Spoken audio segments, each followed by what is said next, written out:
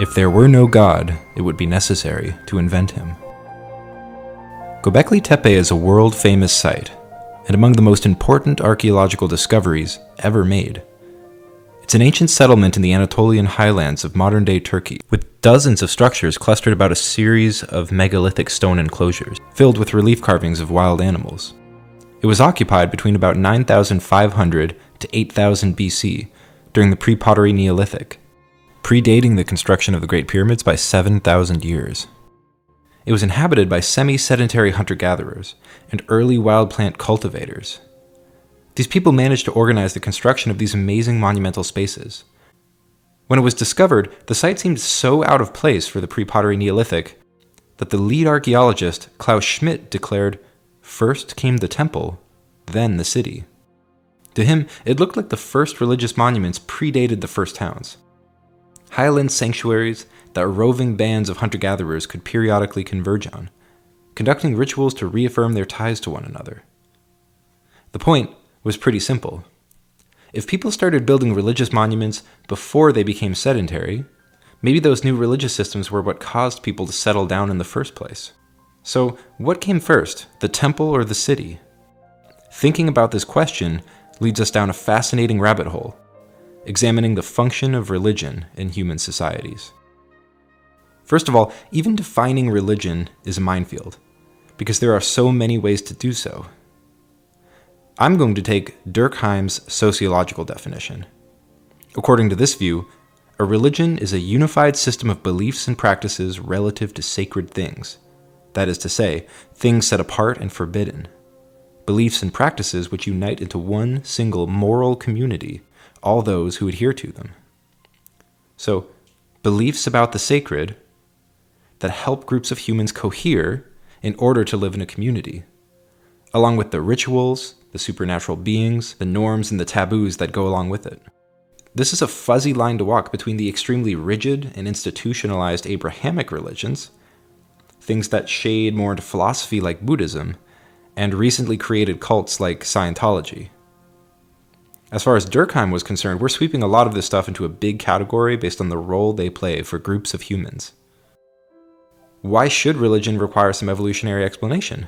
Well, as Roy Rappaport has said, given the central place that religious considerations have occupied in the thoughts and actions of men and women in all times and places, and given the amount of energy, blood, time, and wealth that have been spent building temples, supporting priests, sacrificing to gods, and killing infidels, it is hard to imagine that religion, as bizarre as some of its manifestations may seem, is not in some way indispensable to the species. There are two primary evolutionary interpretations of religion, which are still competing. These can be framed as the adaptationist view and the evolutionary byproduct view. A variety of cases show how other evolved elements of our psychology might have produced religious thinking as a byproduct. For instance, anthropologists have noted that humans have a tendency to anthropomorphize nature and to see agents in natural events. This hypersensitive agency detection gave us an advantage in our prehistory.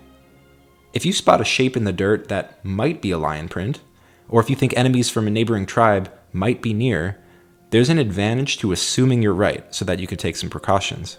Humans also have an inbuilt tendency to think teleologically about natural things.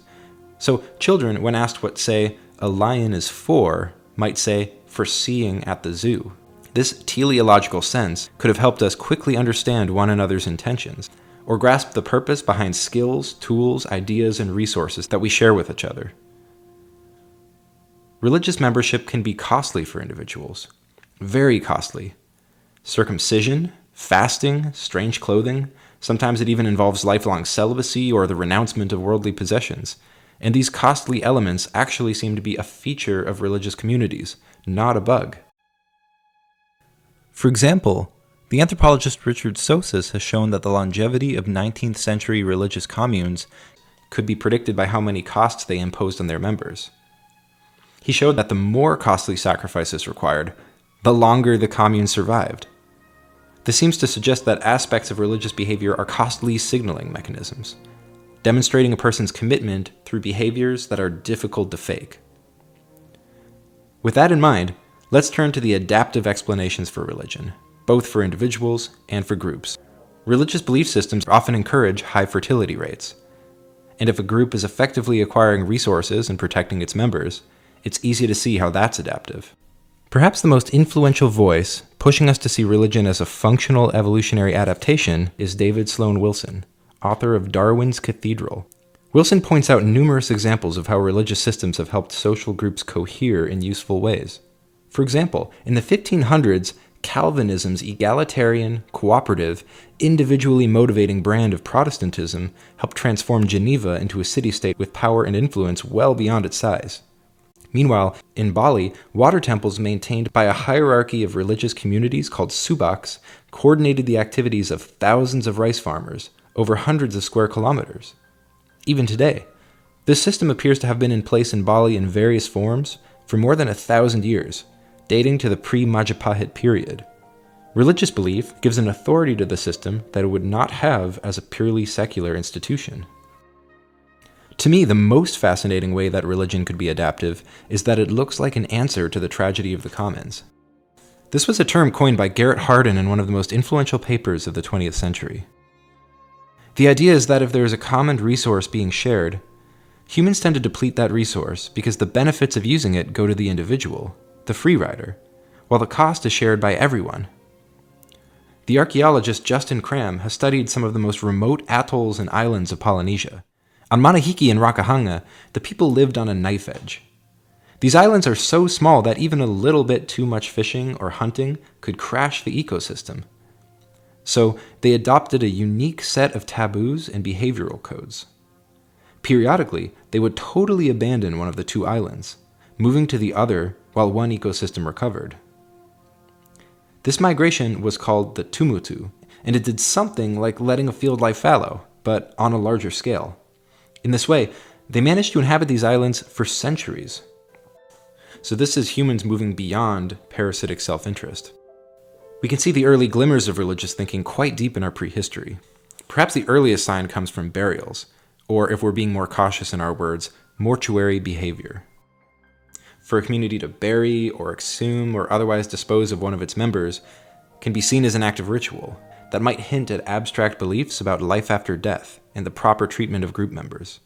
There are some possible burials predating anatomically modern humans. For example, Hadar 333 appears to contain the remains of at least 13 Australopithecus afarensis, the species to which Lucy belonged, dating to perhaps 3.2 million years old. They were recovered from a 7-meter wide area in a bizarre, tight concentration that has been difficult to explain.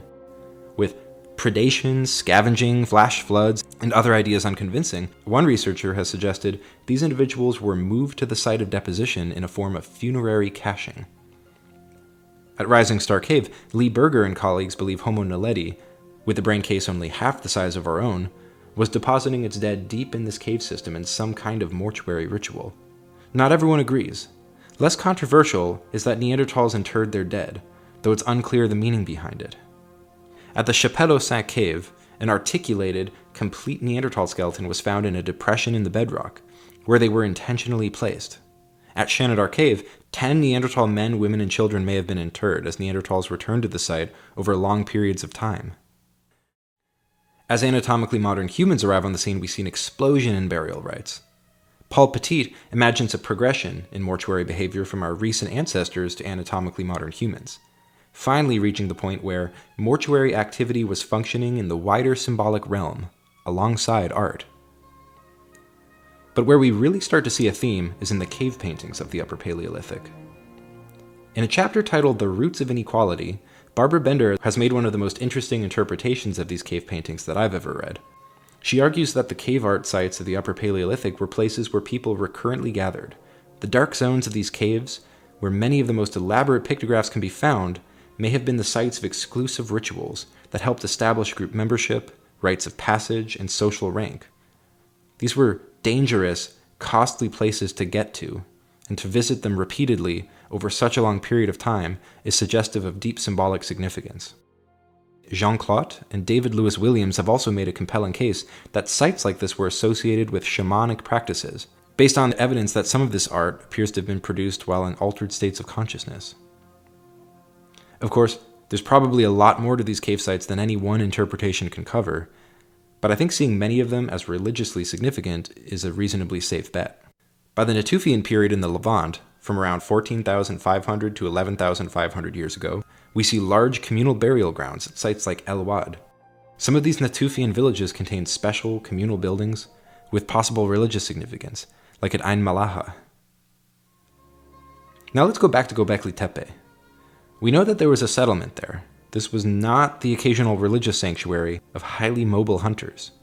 It was instead a large, seasonally occupied place where a dense population of foragers not only hunted but also ground wild barley and einkorn and ate almonds and pistachios. In many ways, though, the story of the site remains the same. The monumental spaces at Göbekli Tepe probably anchored the community. In its vicinity, there are other sites with T-shaped stones visible on the surface, such as at Sefer Tepe, Karahan Tepe, and Hamzan Tepe.